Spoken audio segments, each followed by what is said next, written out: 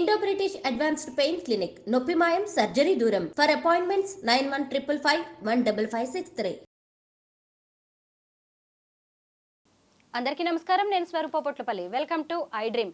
నెల్లూరు జిల్లాలో జరిగిన హిజ్రా లీడర్ హత్య కలకలం రేపుతోంది. 6 వ్యక్తులు కార్లలో వచ్చి ఆమెను దారుణంగా హత్య చేశారు.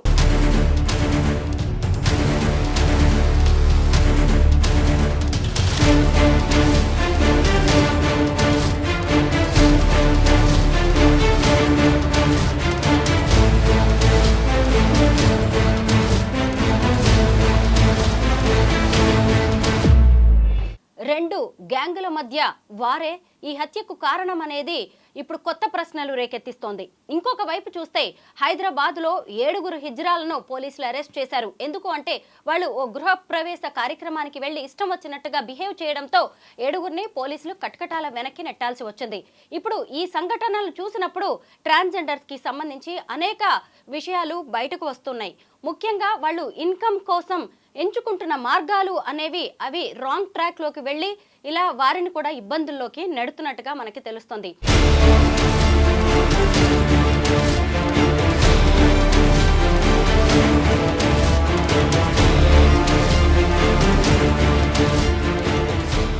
అసలు హిజ్రాల విషయంలో సమాజం ఎలా ఉండాలి, సొసైటీ పట్ల వారెంత బాధ్యతగా వ్యవహరించాలి అనేది చెప్పడానికి ప్రస్తుతం నాతో పాటు motivational speaker, life coach Ramaseetha గారు ఉన్నారు. మేడంతో మాట్లాడి అనేక విషయాలు తెలుసుకుందాం. మేడం నమస్తే. నమస్తే అమ్మా. నెల్లూరు జిల్లాలో జరిగిన హాసిని హత్య అయితే చాలా బాధ కలిగిస్తోంది మేడం.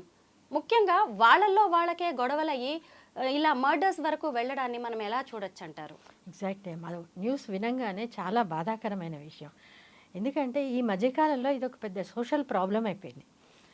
అది మనం అనుకుంటాము వాళ్ళు హిజ్రాలు ఇలా బిహేవ్ చేస్తున్నారు అందుకే ఇలా జరుగుతుంది. ఒకప్పుడు మాఫియా గొడవలు వినేవాళ్ళము, ఇప్పుడు వీళ్ళ మధ్య గ్యాంగ్ వార్స్ అవుతున్నాయి, వీళ్ళు ఆ రకంగానే తయారవుతున్నారు. అంటే సమాజానికి ఒక నెగటివ్ సైడ్ వీళ్ళు ఉన్నారు అని అనిపిస్తుంది. బట్ మనం ఆలోచిస్తే ఏంటి అని అంటే వీళ్ళు అలా కావడానికి, ఆ రకంగా తయారు కావడానికి వెనకాల ఎవరుంటారు, రీజన్స్ ఏమున్నాయి అనేది కనుక మనం ప్రోబ్ చేస్తే ఏమవుతుంది అంటే వాళ్ళు అలా తయారు కావడానికి వాళ్ళ పెరిగిన వాతావరణం, ముఖ్యంగా పేరెంట్స్ అండ్ సమాజం ఈక్వల్లీ రెస్పాన్సిబుల్. నేను అదే అనుకుంటానమ్మా. ఎందుకంటే హిజ్రాలుగా వాళ్ళు ఎందుకు తయారయ్యారు, వాళ్ళ తప్పు కాదు అది. సో ఎప్పుడు పిల్లలు పుట్టుకతోటే రకరకాల వ్యాధులతోటి ఈ మధ్య పుడుతున్నారు.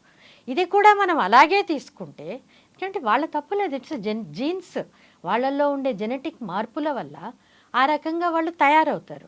సో వీళ్ళని కూడా ఇంట్లో ఉన్న 2-3 పిల్లల్లో ఒకళ్ళు ఇట్లా తయారై ఉన్నారు అనుకుంటే వీళ్ళకి ఏదో డిజార్డర్ ఉంది అన్న కన్సర్న్ తోటి పేరెంట్స్ కనుక పెంచితే వాళ్ళని డెఫినెట్గా వాళ్ళు కూడా నార్మల్ పిల్లల్లాగానే ఉంటారు, అలాగే పెరుగుతారు, సొసైటీలో కూడా నార్మల్ అడల్ట్స్ లాగా ఉంటారు యాజ్ ఎ రెస్పాన్సిబుల్ పర్సన్స్.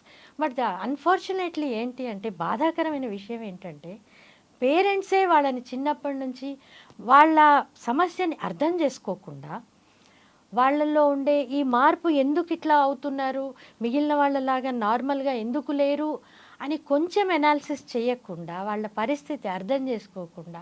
ఎందుకంటే అమ్మ చిన్నప్పుడు పిల్లలు వాళ్ళల్లో వాళ్ళు ఆ పెరిగే ఏజ్లో కూడా ఏంటి అని అంటే మా అక్కలాగా నేను ఎందుకు లేను, లేదా నా తమ్ముళ్ళలాగా నేను ఎందుకు లేను అని ఇంటర్నల్గా చాలా మదన పడతారు. ఎందుకంటే వాళ్ళకు కూడా అర్థం కాదు కదా. సో ఈ పేరెంట్స్ ఎప్పుడైతే వీళ్ళని సరిగ్గా అర్థం చేసుకోకుండా దూరం పెట్టి సపరేట్గా ట్రీట్ చేసి, లేకపోతే వాళ్ళని హెరాస్ చేసి నువ్వు ఇలా ఉండు అని చెప్పేసి వాళ్ళకి రూల్స్ అండ్ రెగ్యులేషన్స్ పాస్ చేస్తారే కానీ అర్థం చేసుకొని ఎంపతీతోటి కన్సర్న్ చూపించి వాళ్ళ పరిస్థితి ఏంటో వాళ్ళకి అర్థం చేస్తే ఏంటి అని అంటే ఈ రకమైన అంటే సామాజికంగా ఇలాంటి ఆస్పెక్ట్స్ నుంచి వాళ్ళని దూరం చేయొచ్చు. మనం కూడా ఇట్లాంటి సమస్యలు ఎదురుకాకుండా ఉండొచ్చు. బట్ ప్రాబ్లం ఏంటంటే అక్కడే స్టార్టింగ్ దగ్గర అక్కడ కరెక్షన్ ఉంటే ఏంటి అని అంటే బ్రహ్మాండంగా ఉంటారు వాళ్ళు కూడా, వాళ్ళ లైఫ్ కూడా మంచిగా లీడ్ చేయగలుగుతారు. ఇప్పుడు మనం విన్నాం హాసిని కేసు కావచ్చు, తెలంగాణలో అరెస్ట్లు కావచ్చు, ఇవన్నీ కూడా ఎందుకు వస్తున్నాయి, వాళ్ళల్లో ఒక ఇన్సెక్యూరిటీ ఫీలింగ్ తోటి పెరిగి వాళ్ళ సొంత లైఫ్ చాలామంది ఇంట్లో ఇమడలేక బయటకు వచ్చి సపరేట్ కమ్యూనిటీస్ ఫామ్ చేసి ఇక న్యాచురల్లీ వాళ్ళకి గైడెన్స్ ఎవరు ఉంటారు, మెంటర్షిప్స్ ఏముంటుంది, మంచి చెడు చెప్పేవాళ్ళు ఎవరు ఉంటారు, ఎవరికి తోచినట్టు వాళ్ళు బతకడానికి అలవాటు చేసుకుంటారు. So easy ways of earning money వైపు చాలా ఈజీగా అట్రాక్ట్ అవుతారు. మేడం, ఇప్పుడు మనం హాసిని గురించి మాట్లాడుకుంటే ఆమె తన తల్లిదండ్రులకి 2 ఆడపిల్లలతో పాటు ఓ మగ పిల్లాడిగా పుట్టింది. ఆ తర్వాత కొద్ది రోజులకే ఆమెలో మార్పులు గమనించి ఆమె ట్రాన్స్జెండర్గా మారిపోవడం అనేది జరిగింది.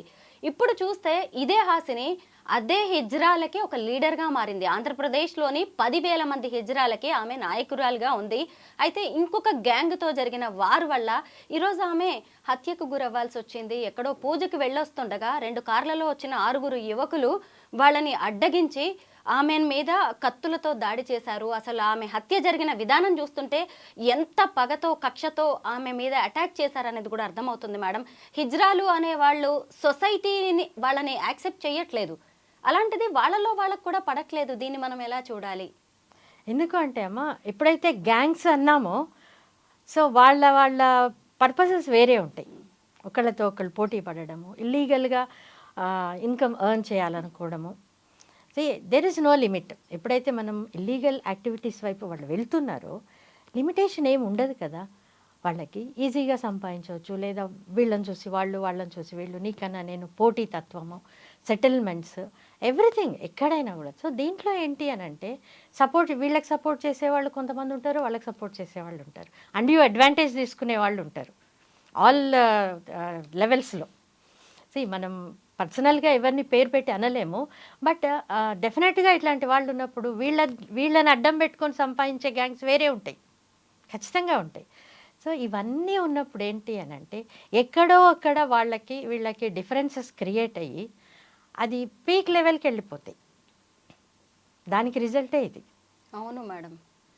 మేడం, ఇంకొకటి ఏంటంటే ఈ హిజ్రాలు ఇన్కమ్ సోర్స్ కోసం వాళ్ళు సెక్స్ వర్క్ చేస్తూ ఉంటారు, కలెక్షన్స్కి వెళ్తూ ఉంటారు, గృహప్రవేశాలు అవి ఇవి శుభకార్యాలకు కూడా అటెండ్ అవుతూ ఉంటారు, ఇలా పూజలు ఇలాంటివేవో చేస్తూ ఉంటారు అనమాట.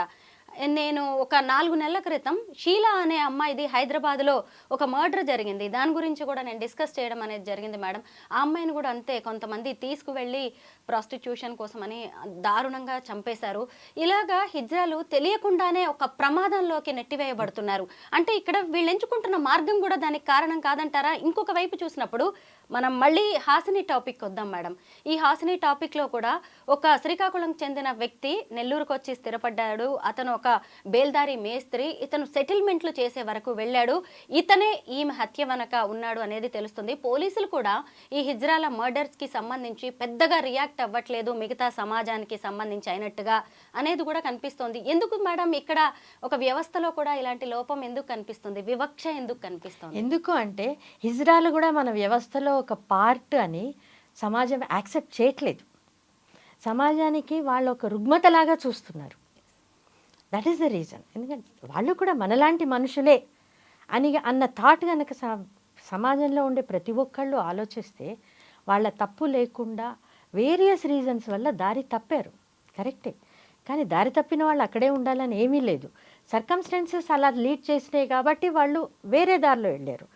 అనైతికంగా సంపాదించడం కావచ్చు, అనైతికమైన పనులు చేయడం కావచ్చు, ఏదైనా కూడా అంటే వాళ్ళ బలహీనతతోటి వేరే దారి లేక చేస్తుంది. బట్ ఎప్పుడైతే సమాజం వాళ్ళని యాక్సెప్ట్ చేసి వాళ్ళు కూడా మనలాంటి మనుషులే, మనలాగా బ్రతికే హక్కు వాళ్ళకు కూడా ఉంది. ఇప్పుడు యాక్చువల్గా గవర్నమెంట్ నుంచి కూడా ఇంతకుముందు లేదు, కానీ ఇప్పుడు వాళ్ళకి అన్ని ఫెసిలిటీస్ వస్తున్నాయి, రైట్. వాళ్ళకి ఓటు హక్కులు వస్తున్నాయి, రేషన్ కార్డులు వస్తున్నాయి, ఐడెంటిటీ కార్డ్స్ వస్తున్నాయి, ఎవ్రీథింగ్ ఫెసిలిటీస్ స్టార్ట్ అయ్యింది. థర్డ్ జెండర్ అని చెప్పేసి వాళ్ళని ఒక సపరేట్ జెండర్గా కూడా రికగ్నైజ్ చేస్తున్నారు. ఇది వరకు లేవు అవన్నీ, రైట్. ఇప్పుడు అవన్నీ వస్తున్నాయి. వాళ్ళకు కూడా మనలాగా సొసైటీలో ఒక సముచిత స్థానం ఇచ్చే ప్రయత్నాలు జరుగుతున్నాయి, చాలా వరకు జరిగినాయి కూడా. బట్ స్టిల్ ఏంటి అని అంటే మనలాంటి జనాలు సొసైటీలో ఉన్న వాళ్ళు కూడా వాళ్ళని యాక్సెప్ట్ చేయడం. సెకండ్ థింగ్, వాళ్ళు కూడా మేము కూడా అందరిలాగా ఒక గౌరవప్రదంగా బతకడం అనేది మనకు అవకాశం ఉన్నది. ఇంతకుముందు లేకపోవచ్చు కాక, ఇంతకుముందు ఎవరు యాక్సెప్ట్ చేయలేదు. బట్ ఇప్పుడైతే అవకాశం వచ్చినప్పుడు అవకాశాన్ని వినియోగించుకొని వాళ్ళు కూడా గౌరవంగా బతుకుదాము అని వాళ్ళు కూడా ప్రయత్నాలు మొదలు పెడితే డెఫినెట్గా వాళ్ళు సక్సీడ్ అవుతారు. ఒకటే ఏంటంటే వాళ్ళ ఆలోచన విధానం వాళ్ళది మారాలి, అది సొసైటీలో ఉన్న సొసైటీది కూడా మారాలి. ఈ మధ్య మేడం హైదరాబాద్లో గృహప్రవేశానికి వెళ్ళి ఒక ట్రాన్స్జెండర్స్ గ్యాంగ్ అక్కడ హోమం పూజలు జరుగుతుంటే బట్టలు విప్పి అందులో వేయడం, ఇలా అసభ్యకరంగా మాట్లాడడం, ఇష్టం వచ్చినట్టుగా వ్యవహరించడం లాంటిది జరిగింది. వాళ్ళు వెంటనే పోలీస్ కంప్లైంట్ చేయడంతో 7 హిజ్రాలను పోలీసులు అరెస్ట్ చేశారు. అయితే అన్నిసార్లు ఇవి జరగట్లేదు, మనం చూస్తూనే ఉన్నాం కదా. ట్రైన్స్లో కావచ్చు, రోడ్ల మీద కావచ్చు, కలెక్షన్కి వచ్చి షాపుల్లో ఇష్టం వచ్చినట్టుగా బిహేవ్ చేయడం, మగవాళ్ళ జేబుల్లోంచి లాక్కోవడం లాంటివి కూడా చూస్తున్నాం. అంటే ఇప్పుడు హిజ్రాలు ఒకవైపు ఇలా హత్యలకి గురైనా, లేదంటే ప్రేమ పేరుతో మోసపోయినా, వీటన్నిటిని కూడా సమాజం అయ్యో పాపం అనట్లేదు. వీళ్ళకి సరైన శాస్తి జరిగిందిలే అంటుంది. ఇక్కడ వీళ్ళ వ్యవహార శైలిలో కూడా మార్పు రావాల్సిన అవసరం ఉందా లేదా మేడం? తప్పకుండా మారాలి. ఎందుకంటే ప్రతి సమస్యకి ఏంటి అంటే ఒక మూలం ఉంటుంది, ఎక్కడి నుంచో ఒక చోటు నుంచి వస్తుంది. అది కనుక మనం తెలుసుకున్నాం అనుకోండి, తప్పకుండా ఆలోచన విధానము, దృక్పథం మారుతుంది. అంటే మనం పర్సీవ్ చేసుకునే విధానం మారుతుంది. మీరు అన్నట్టు వాళ్ళు ఫంక్షన్స్కి వస్తూ ఉంటారు, చాలా డిఫరెంట్గా బిహేవ్ చేస్తారు. మనం చాలా వరకు బేర్ చేయలేం కూడా. ఇట్ ఈస్ ట్రూ, వాళ్ళ మీద కంప్లైంట్స్ చేయాల్సి వస్తుంది, అరెస్ట్లు జరగాల్సి వస్తుంది. ఎందుకంటే ఆ సిచ్యువేషన్ అట్లాంటిది. ఇప్పుడు వాళ్ళకి అప్పుడు కూర్చొని మనం పాఠాలు చెప్పలేము, అమ్మ ఇది పద్ధతి కాదు, మీరు ఇలా ఉండకూడదు అని మనం నేర్పించలేము. Situation is different. ఈ రకంగా చాలా అవుతుంది. అయితే ఏంటి అని అంటే వాళ్ళకి కూడా సరే ఇట్లాంటి యాక్షన్స్ తీసుకోవడం ఒక పార్ట్ అయితే, సెకండ్ ఏంటంటే రీహాబిలిటేషన్ సెంటర్స్ ఓపెన్ చేయొచ్చు, వాళ్ళకి కూడా మనం పద్ధతులు నేర్పించవచ్చు. ఈ రకంగా కాకుండా ఇదేమి లైఫ్ మీది, ఇంతకన్నా బెటర్ లైఫ్కి you are eligible to lead a better life. అంతేగాని ఇట్లాగే ఉండి రేపు పొద్దున రోగం వస్తే ఎవరు పట్టించుకోరు, ఇట్లాగే ఉండరు కదా వాళ్ళు డిఫరెంట్ టైప్స్ ఆఫ్ వర్క్స్ చేస్తూ ఉంటారు, వాళ్ళని వాడుకునే వాళ్ళు చాలామంది ఉంటారు. సో ఒక ఏజ్ వచ్చిన తర్వాత లేదా హెల్త్ ఇష్యూస్ వస్తే ఎవరు పట్టించుకుంటారు వాళ్ళని? ఆ వాడుకున్న వాళ్ళు ఎవరు పట్టించుకోరు కదా. It is as good as, అంటే ఒక రకంగా చెప్పాలంటే మనము వ్యభిచారుల గురించి మాట్లాడుతుంటాం అప్పుడప్పుడు, వాళ్ళ లైఫ్ గురించి చాలా బాధాకరంగా ఉంటుంది. వీళ్ళది కూడా ఆల్మోస్ట్ అలాగే ఉంటుంది, ఎవరూ పట్టించుకోరు. ఉన్నంతకాలం వాడుకుంటారు, ఆ తర్వాత పక్కన పడేస్తారు. తర్వాత వీళ్ళ లైఫ్ ఏంటి, ఎట్లా బతుకుతారు? సో ఇవన్నీ మనం వాళ్ళకి అండర్స్టాండ్ చేసి రీహాబిలిటేషన్ సెంటర్స్ కనుక ఓపెన్ చేసి వాళ్ళకి గౌరవప్రదంగా బతకడం నేర్పిస్తే డెఫినెట్గా కొంతకాలానికి మేబీ ఇమ్మీడియట్గా ఏది సాధ్యం కాదు. So it takes time, but డెఫినెట్గా వీళ్ళందరూ కూడా మారే అవకాశం ఉంటుంది. ఒక మంచి జీవితం వాళ్ళు కూడా గడపగలుగుతారు. రైట్. సో ప్రతి ఒక్కళ్ళము ఏంటి అని అంటే ఇది మన సోషల్ రెస్పాన్సిబిలిటీ అని ఫీల్ కావాలి, వాళ్ళని మార్చడం కూడా. ఇట్ ఈస్ నాట్ జస్ట్ లేదా వాళ్ళ పేరెంట్స్ చేసిన పనికి వాళ్ళు అట్లా తయారు కావచ్చు. నేనైతే 90% పేరెంట్సే అని చెప్తాను. ఎందుకంటే ఆ ఏజ్లో వాళ్ళని కనుక అర్థం చేసుకుంటే 90% ఇట్లా తయారు కారు వాళ్ళు. So 90% responsibility పేరెంట్సే. సో ఇప్పుడు అలాంటి పేరెంట్స్ అందరూ కూడా వాళ్ళ పర్సెప్షన్లు మార్చుకొని they should take it as a social responsibility. సొసైటీలో మనం ఉన్నందుకు మనకు ఒక సామాజిక బాధ్యత ఉంటుంది, మన పర్సనల్ లైఫే కాకుండా. సో ఆ బాధ్యతను మనం యాక్సెప్ట్ చేసి వాళ్ళని మార్చే ప్రయత్నం చేస్తే డెఫినెట్గా ఇట్ వర్క్స్. ఎస్ మేడం, మీరు చెప్పింది చాలా వాల్యుబుల్ పాయింట్. ఎందుకంటే నేను కూడా ఈ మధ్య కాలంలో చాలామంది ట్రాన్స్జెండర్స్ని దగ్గర నుంచి చూస్తున్నాను. వాళ్ళ ఇష్యూస్ మీద నేను ఇలాగ డిబేట్ చేయడం, కొత్త విషయాలు తెలుసుకోవడం లాంటివి నేను చేస్తూనే ఉన్నాను. మేడం, ఇలా ట్రాన్స్జెండర్స్గా మారిన వాళ్ళ ఆయుర్దాయం కూడా చాలా తక్కువ అంట. 50 ఏళ్లకు మించి వాళ్ళు బతకరంట. రకరకాల హెల్త్ ఇష్యూస్ కూడా వస్తూ ఉంటాయి. ఈ మధ్య రచన అనే ట్రాన్స్జెండర్స్ యాక్టివిస్ట్ ఉంటారు, ట్రాన్స్జెండర్స్ రైట్స్ కోసం ఆమె ఉద్యమిస్తూ ఉంటారనమాట. తను వాళ్ళ విషయాలు చెప్తూ ఉంటే సమాజంలో కూడా నిజంగా చాలా మార్పు రావాలి అనిపిస్తూ ఉంటుంది, ముఖ్యంగా తల్లిదండ్రులు మేడం. ఎందుకంటే తల్లిదండ్రులు వీళ్ళలో వస్తున్న మార్పుల్ని గమనించి దగ్గరుండి వీళ్ళకి హెల్త్ ట్రీట్మెంట్ ఇప్పించేసి మిగతా పిల్లల్ని ఎలా పెంచుతారో, ఎలా చదివిస్తారో అలాగా వీళ్ళని ఒక దారిలోకి తీసుకెళ్తే ఖచ్చితంగా మళ్ళీ ఒక బాధ్యతాయుతమైన పౌరులుగా మాత్రం వీళ్ళు ఉంటారు మేడం. ఎందుకంటే అలాంటి ట్రాన్స్జెండర్స్ కుటుంబంతో ఉన్నవాళ్ళు మంచి లైఫ్ లీడ్ చేస్తున్నారు, లేకుండా ఇలా బయట ఉండి వేరు కమ్యూనిటీస్తో ఉన్నవాళ్ళు చాలా ఇబ్బందుల్లో పడుతున్నారు మేడం. సొసైటీకి, ఇప్పుడు తల్లిదండ్రులకి కొత్తగా కూడా చాలా మంది కొత్త ట్రాన్స్జెండర్స్, ఇంతకుముందు ఆ భయాలు ఉండే కానీ ఇప్పుడు మారిపోతున్నారు, వాళ్ళలో చేంజెస్ చూసుకొని వాళ్ళకి ఏం చెప్తారు? నేను మొదటి నుంచి అదే చెప్తున్నాను, మన టాక్ మొదలైనప్పటి నుంచి ఇట్స్ పేరెంట్స్ రెస్పాన్సిబిలిటీ అని అర్థం చేసుకొని సొసైటీ ఏం చేయాలి madam? Parents are part of society first thing. అవునా, వీళ్ళని పేరెంట్స్ అర్థం చేసుకొని స్కూల్స్కి జాయిన్ చేసినప్పుడు కూడా అక్కడ కూడా వాళ్ళని సరిగా ట్రీట్ చేయగలగాలి. రైట్. సో వేరే పిల్లలు ఉంటారు, ఈవెన్ టీచర్స్ ఉంటారు, ఎడ్యుకేట్ చేయాలి, వీళ్ళు కూడా మీలాంటి వాళ్ళే అని చెప్పి. మళ్ళీ వీళ్ళని ఒక సపరేట్గా ట్రీట్ చేసి లేదా సపరేట్ స్కూల్స్లో పెట్టామనుకోండి, ఆ సపరేషన్ అలాగే ఉంటుంది, వాళ్ళు ఎలా కలుస్తారు నార్మల్గా. సో వాళ్ళని కూడా, ఎందుకంటే వాళ్ళ మెంటల్ ఎబిలిటీస్ కానీ లెర్నింగ్ ఎబిలిటీస్ కానీ ఎవ్రీథింగ్ ఈజ్ నార్మల్. వాటిలో ఏం తేడా ఉండదు, రైట్. సో నార్మల్ స్కూల్స్లోనే వాళ్ళని జాయిన్ చేసి అందరి పిల్లల్లాగానే చదివించి, సో పిల్లల్ని కూడా ఎడ్యుకేట్ చేయాల్సి వస్తుంది, ఎందుకంటే లేకపోతే టీజ్ చేస్తారు. సో దాంతో వీళ్ళు ఇంకా కుమిలిపోతారు. సో ఇట్లాంటిది లేకుండా దానికి ఏంటి అని అంటే సొసైటీలో ఉన్న ప్రతి ఒక్కళ్ళు they should take the responsibility. స్కూల్కి వెళ్ళాము, teachers has to take the responsibility. ఇట్లాంటి పిల్లలు ఉన్నప్పుడు, రైట్. కాలేజ్లో ఉన్నారు, కాలేజ్లో కూడా ఇట్లాంటి వాళ్ళని టీజింగ్ చేయకుండా కంట్రోల్ చేయడం కావచ్చు, వాళ్ళకి సపోర్ట్ చేయడం కావచ్చు, రైట్. వాళ్ళకి మేమున్నాము అన్న ధైర్యం ఇవ్వాలి ఎప్పుడైనా. వాళ్ళలో కాన్ఫిడెన్స్ పెరుగుతుంది. అదర్వైజ్ ఏంటి అంటే లోన్లీగా ఫీల్ అవుతారు, ఇన్సెక్యూర్డ్గా ఫీల్ అవుతారు. న్యాచురల్లీ ఏమవుతారు, అదే కమ్యూనిటీ వేరే అట్లాంటి వాళ్ళు ఉన్న కమ్యూనిటీ వైపు అట్రాక్ట్ అయిపోతారు. ఈ నార్మల్ వాళ్ళలో కలవడానికి భయపడతారు వాళ్ళు కూడా, ఎందుకంటే వీళ్ళు యాక్సెప్ట్ చేయరు కదా. So they have to accept them. మనలాగానే వాళ్ళు కూడా వాళ్ళ లోపం, అదొక లోపం అంతే, దట్స్ ఇట్. మనం ఎన్నో లోపాలు చూస్తున్నాం. కొందరు మెంటల్లీ డిజేబుల్డ్ ఉంటారు, అదర్వైజ్ వేరే రకంగా డిజేబుల్డ్ ఉంటారు, ఇంకా లేకపోతే వేరే డిసీజెస్ ఉంటాయి. సో ఇది కూడా ఒక హెల్త్ డిజార్డర్, దట్స్ ఇట్. అట్లా తీసుకొని ఏంటంటే కామన్గా వాళ్ళని సపరేట్ అని లేకుండా మీరు కూడా మాలాంటి వాళ్ళే అంటే డెఫినెట్గా వాళ్ళు కూడా వాళ్ళ పందా మార్చుకుంటారు ఖచ్చితంగా. బట్ ఏంటి అని అంటే ఇది మల్టీ డైమెన్షనల్ అప్రోచ్ ఉండాలి. గవర్నమెంట్స్ నుంచి ఉండాలి, సొసైటీ నుంచి ఉండాలి, పేరెంటల్ సైడ్ నుంచి ఉండాలి. సో అంటే ఒక అన్ని రకాలుగా వాళ్ళకి సపోర్టు, మిమ్మల్ని మేము ప్రొటెక్ట్ చేస్తాము అన్న సపోర్ట్ అన్ని వైపుల నుంచి వాళ్ళకి ఉండాలి. సో ఆల్వేస్ ఏంటి అని అంటే మల్టీ డైమెన్షనల్ అప్రోచ్ వర్కౌట్. ఎవరో ఒకళ్ళు ఇద్దరో కాకుండా అందరూ కలిసి చేయాలి, కలిసి చేయాల్సింది. సో బిగ్గెస్ట్ రెస్పాన్సిబిలిటీ నిజంగా చెప్పాలంటే. దానికి మీరు అన్నట్టు రచన గారు లాంటి యాక్టివిస్టులు కావచ్చు, ఇంకా సోషల్ యాక్టివిస్టులు కావచ్చు, అందరూ కూడా ఏంటి అని అంటే ఎడ్యుకేషన్ క్యాంప్స్ పెట్టవచ్చు, చాలామందిని ఎడ్యుకేట్ చేయొచ్చు. ఇప్పుడు మనం చెప్తున్నాం, ఇప్పుడు సపోజ్ చాలామంది మనం ఎలక్షన్స్ అప్పుడు ఓటింగ్ వేయరు. సో ఓటింగ్ యొక్క ఇంపార్టెన్స్ అని చెప్పేసి బోర్డ్ అనే ఎడ్యుకేషనల్ క్లాసెస్ చేస్తూ ఉంటారు, అవునా, కాలనీస్కి వచ్చి చేస్తూ ఉంటారు. The same way this is our responsibility, మన సామాజిక బాధ్యత ఇది. ఎవరినైనా అలా చూస్తే వాళ్ళని హేళన చేయొద్దు, ఈసడించొద్దు, లేదా మనం వాళ్ళకి దూరంగా వెళ్ళిపోవద్దు. ఇప్పుడు మనం చూస్తుంటాం, ఈవెన్ ట్రాఫిక్ సిగ్నల్స్ దగ్గర కూడా కనిపిస్తుంటారు. ఎంతమంది వాళ్ళని కన్సర్న్ తోటి తీసుకుంటారు, ఎక్స్ప్రెషనే మారిపోతుంది వాళ్ళు చూడంగానే. సో మన ఫేస్లో అట్లాంటి ఎక్స్ప్రెషన్ ఉన్నప్పుడు వాళ్ళు ఎలా రిసీవ్ చేసుకుంటారు?